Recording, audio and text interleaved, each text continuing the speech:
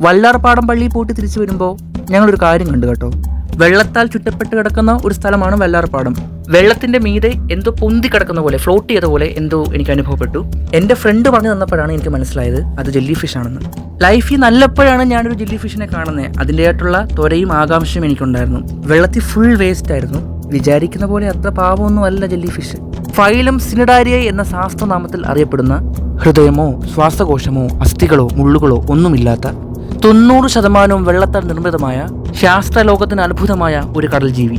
കുടയുടെ ആകൃതിയിലുള്ള മത്സ്യവർഗത്തിൽ പെടാത്തതായ വിഷമയമുള്ള ജീവി. ടെൻഡക്കിൾസ് എന്ന വിഷമയമുള്ള ഭാഗം മനുഷ്യ ശരീരത്തിലേക്ക് ആർത്തിയിറക്കുകയും ശേഷം വിഷം ഇഞ്ചക്ട് ചെയ്യുകയും ചെയ്യുന്നു. അസഹ്യമായിട്ടുള്ള വേദന, കുരുക്കൾ, തടിപ്പ്, ഇൻഫെക്ഷന് കാരണമായേക്കാം. വിനാഗിരി ഇല്ലെങ്കിൽ ഉപ്പുവെള്ളം ഉപയോഗിച്ച് കഴുകാവുന്നതാണ്. മത്സ്യത്തൊഴിലാളികൾക്ക് ഒരു തീരാ തലവേദനയാണ് ജെല്ലി ഫിഷ്. വിചാരിക്കുന്ന പോലെ ഇവൻ ആളത്ര പാവമൊന്നുമല്ല. ഒന്ന് സൂക്ഷിച്ചോളൂ.